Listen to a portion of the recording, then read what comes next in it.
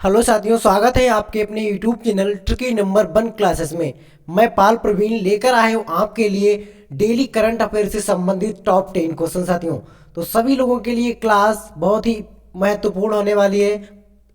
आप किसी भी एग्जाम की तैयारी कर रहे हैं उसके लिए ये वीडियो बहुत ही यूजफुल होने वाला है। साथियों, हमने आपके लिए सभी सेलेक्टेड और इम्पोर्टेंट क्वेश्चन लिए हैं एग्जाम बेस पर। तो आइए साथियों, शुरुआत करते हैं आज के पहले क्वेश्चन के साथ। आप हमारे YouTube चैनल ट्रिकी नंबर पर क्लासेस पर अगर नए हैं तो हमारे चैनल को सब्सक्राइब करना ना भूलें। आइए साथियों, बढ़ते हैं आज के पहले क्वेश्चन के साथ। पहला क्वेश्चन है, जवाहरलाल नेहरू विश्वविद्यालय यानी JNU की पहली महिला कुलपति कौन बनी है? तो राइट आंसर होगा ऑप्शन नंबर सी, शांति श्री धुलीपुड़ी। साथियों, ये जवाहरलाल नेहरू विश्वविद्यालय की पहली महिला कुलपति बनी है। राइट आंसर है शांति श्री धुलीपुड़ी। इंपॉर्टेंट पॉइंट समझ लेते हैं साथियों। शांति श्री धुलीपुड़ी जवाहर नेहरू विश्वविद्यालय यानी JNU की पहली महिला कुलपति बनी है। शांति श्री धुलीपुड़ी M जगदीश कुमार का स्थान लेगी। साथियों, ये जो आई है नई, ये स्थान लेगी M जगदीश कुमार का। टॉप 5 चर्चित महिलाओं का रिवीजन देख लेते हैं साथियों। भारत की नई लेखा महानियंत्रक यानी कैग की अध्यक्ष कौन बनी है? महालेखा नियंत्रक कौन बनी है? तो राइट आंसर है सोनाली सिंह। साथियों, प्रधानमंत्री सुरक्षा चूक मामले की जांच समिति की अध्यक्ष कौन बनी है? तो राइट आंसर है इंदु मल्होत्रा। जो साथियों, ये प्रधानमंत्री चूक मामले की जांच समिति की अध्यक्ष चुनी गई है। फॉर्च्यून इंडिया की ओर से जारी भारत की 50 सबसे शक्तिशाली महिलाओं की सूची में कौन पहले स्थान पर रही है? तो राइट आंसर है निर्मला सीतारमन। वर्ल्ड एथलेटिक्स में women of the year award 2021 से किसे सम्मानित किया है? तो राइट आंसर है अंजू बावी जॉर्ज को सम्मानित किया गया है। देश के चौथे सर्वश्रेष्ठ नागरिक सम्मान पद्मश्री पुरस्कार से सम्मानित होने वाली पहली भारतीय महिला फुटबॉलर कौन बनी है? तो राइट आंसर है ओइनम बेम देवी। ये साथियों पहली चौथी बार सर्वश्रेष्ठ नागरिक सम्मान यानी पद्मश्री से सम्मानित हुई हैं। क्वेश्चन नंबर 2 है, केंद्र सरकार ने शिवपुरी यानी मध्य प्रदेश का नाम बदलकर नया नाम क्या कर दिया है? तो साथियों, उसका राइट आंसर है ऑप्शन नंबर सी, कुंडेश्वर। साथियों, उसका नया नाम कर दिया गया है कुंडेश्वर। शिवपुरी यानी मध्य प्रदेश का नाम बदलकर। साथियों, इंपॉर्टेंट पॉइंट जान लेते हैं। केंद्र सरकार ने शिवपुरी यानी मध्य प्रदेश का नाम बदलकर नया नाम कुंडेश्वर कर दिया है। मध्य प्रदेश के मुख्यमंत्री शिवराज सिंह चौहान ने केंद्र सरकार से मध्य प्रदेश में 3 स्थानों का नाम बदलने का प्रस्ताव रखा है। नाम बदलने की मंजूरी गृह मंत्रालय द्वारा दी गई थी। साथियों, गृह मंत्रालय द्वारा नाम बदलने की मंजूरी दी जाती है। और गृह मंत्री कौन है साथियों? अमित शाह प्रेजेंट टाइम में गृह मंत्री हैं। मध्य प्रदेश में अन्य बदले गए नामों से इंपॉर्टेंट क्वेश्चन जान लेते हैं मित्रों। होशंगाबाद नगर नया नाम नर्मदापुरम कर दिया गया है, होशंगाबाद नगर का। शिवपुरी कुंडेश्वर धाम इसका नया नाम कर दिया गया। और बंबई का माखन नगर नया नाम कर दिया गया। मध्य प्रदेश से साथियों इंपॉर्टेंट पॉइंट समझ लेते हैं जो आपके एग्जाम के लिए बहुत ही इंपॉर्टेंट है। मध्य प्रदेश की स्थापना की बात करते हैं तो 1 नवंबर 1956 को मध्य प्रदेश की स्थापना हुई और राजधानी साथियों भोपाल राजधानी हो जाती है। मध्य प्रदेश के मुख्यमंत्री शिवराज सिंह चौहान यहाँ के मुख्यमंत्री हो जाएंगे मित्रों। मध्य प्रदेश के गवर्नर मांगूभाई छगन भाई पटेल साथियों ये यहाँ के गवर्नर हो जाएंगे। मध्य प्रदेश के मुख्य न्यायाधीश RV मलीमठ साथियों ये यहाँ के मुख्य न्यायाधीश हो जाएंगे। और मध्य प्रदेश में लोकसभा सीटें 29, राज्यसभा सीटें आपकी 11 हो जाती हैं और विधानसभा सीटें 230 हो जाती हैं। मध्य प्रदेश के 5 पड़ोसी राज्य साथियों कौन कौन से हो जाएंगे? आपका महाराष्ट्र, छत्तीसगढ़, उत्तर प्रदेश, राजस्थान और गुजरात। ये साथियों मध्य प्रदेश के पड़ोसी राज्य हो जाएंगे। मध्य प्रदेश के राष्ट्रीय उद्यान जान लेते हैं साथियों। कान्हा राष्ट्रीय उद्यान, माधव राष्ट्रीय उद्यान, वाधव राष्ट्रीय उद्यान, पन्ना राष्ट्रीय उद्यान और सतपुड़ा राष्ट्रीय उद्यान, वन विहार राष्ट्रीय उद्यान, इंदिरा प्रियदर्शनी पेंच राष्ट्रीय उद्यान, संजय राष्ट्रीय उद्यान, फ्रंट मॉडल प्लांट, फॉसिल, यह सभी नेशनल पार्क मध्य प्रदेश में स्थित हैं।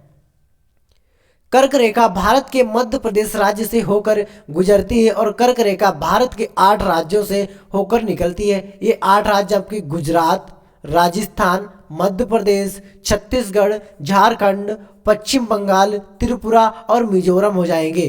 कर्क रेखा है भारत के 8 राज्यों से होकर गुजरती है। किस राज्य को टाइगर स्टेट के नाम से जाना जाता है? तो राइट आंसर है मध्य प्रदेश को टाइगर स्टेट के नाम से जाना जाता है। भोपाल गैस त्रसदी में किस गैस का रिवास हुआ है? तो राइट आंसर है मिथाइल आइसोसाइनेट का रिवास हुआ था। सांची का सपूत कहाँ स्थित है? तो राइट आंसर है मध्य प्रदेश में सांची का सपूत स्थित है। मध्य प्रदेश के मंदिर योगिनी मंदिर यानी खजुराहो का मंदिर, महाकालेश्वर मंदिर यानी जो उज्जैन में है, और खजुराहो के मंदिर। मध्य प्रदेश के एयरपोर्ट राजा भोज अंतरराष्ट्रीय एयरपोर्ट जो आपका भोपाल में है, देवी अहिल्या एयरपोर्ट ये साथियों इंदौर में पड़ता है।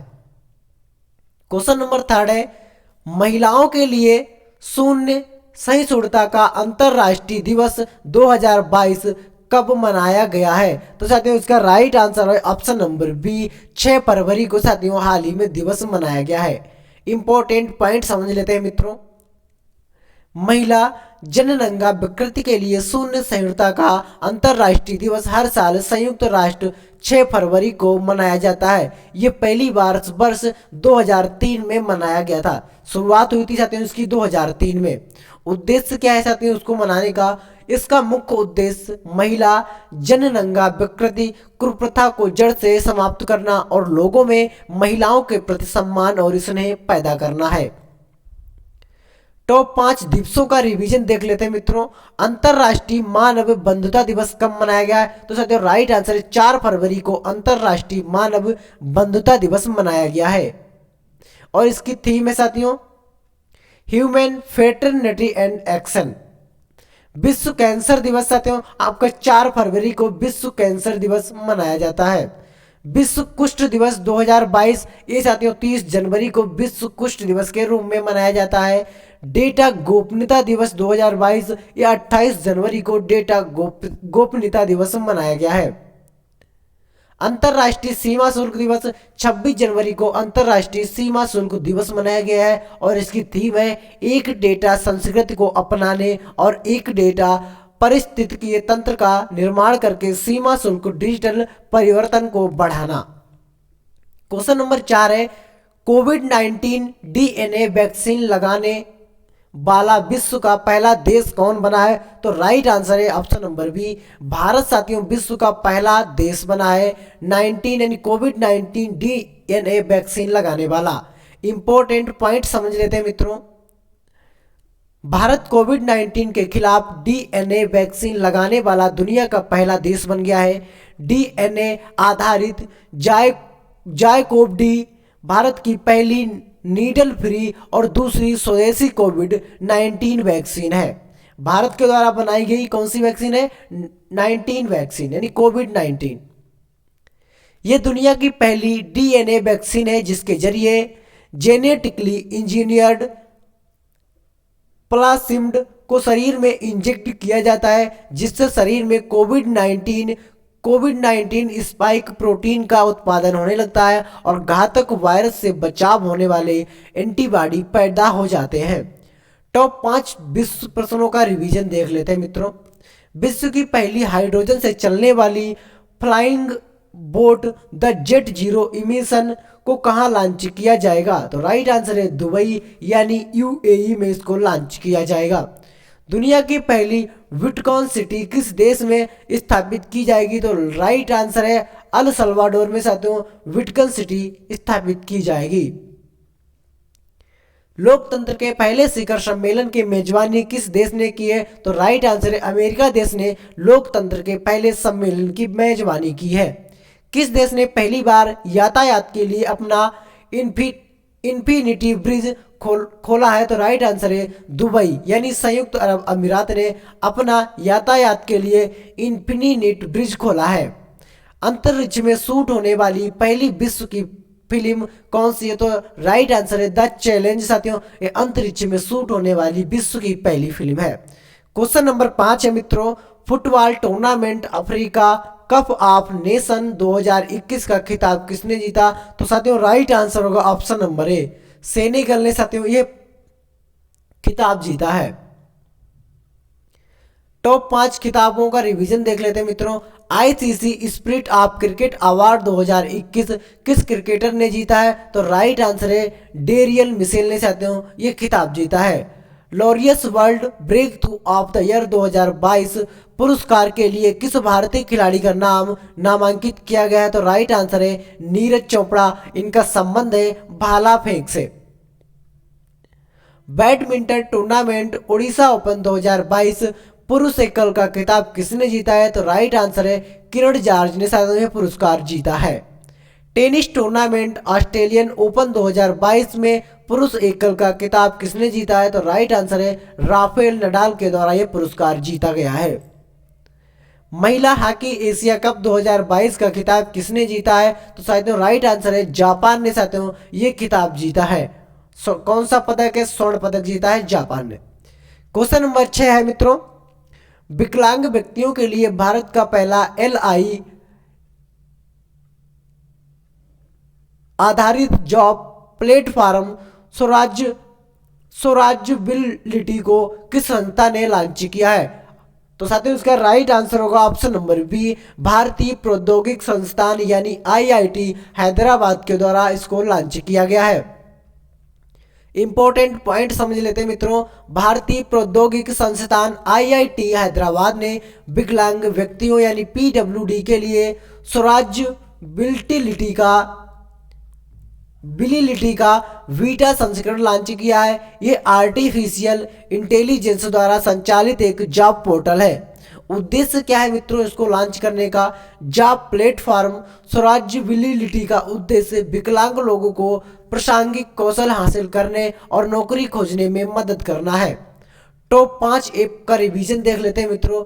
नागरिकों को बेहतर सेवाएं प्रदान करने के लिए किस राज्य की सरकार ने AP सेवा यानी 2.0 को लॉन्च किया? तो राइट आंसर है आंध्र प्रदेश सरकार के द्वारा नागरिकों को बेहतर सेवा प्रदान करने के लिए सरकार ने AP सेवा 2.0 ऐप को लॉन्च किया है।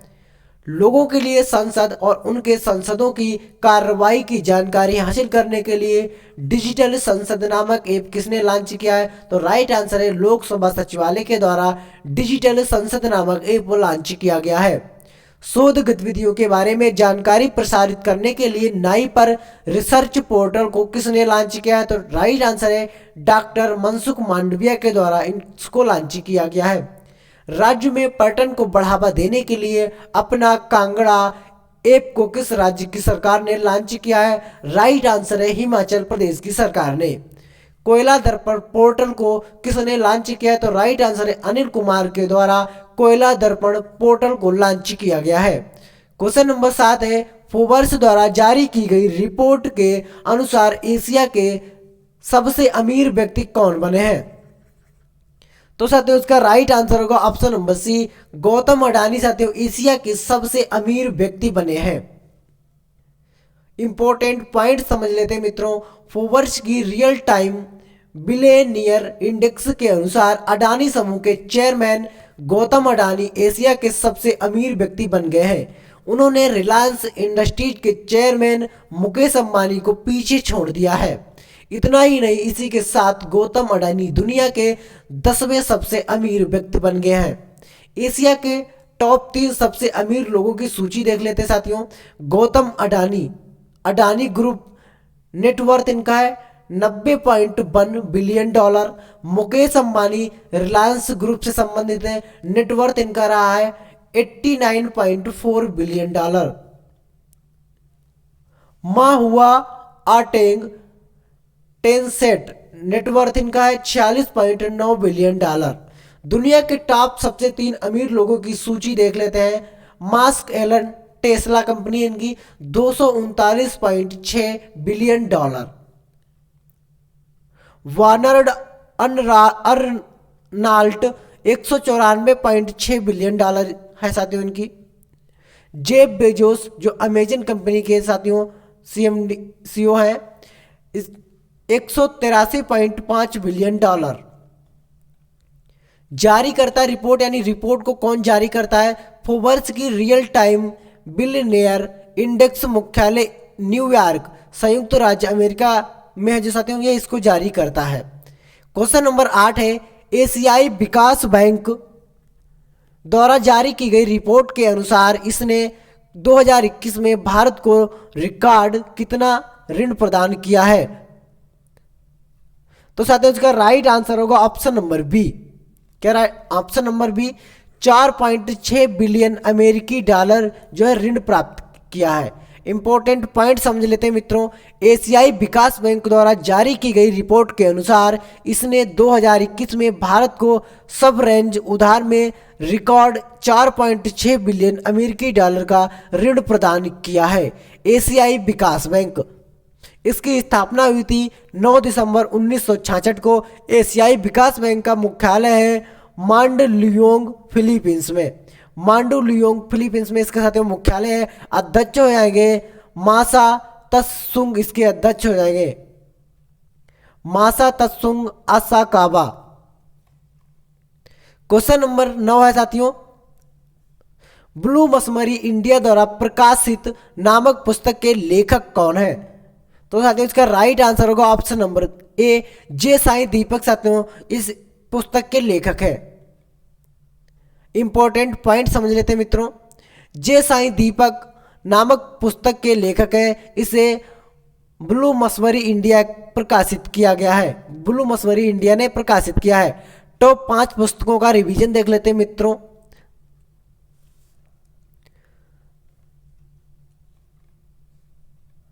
Your best day is today पुस्तक ये साथियों अनुपम खेर के द्वारा लिखी गई है। आई एम नो मैसेसरी पुस्तक सोनू सूद और मीना अय्यर के द्वारा लिखी गई है।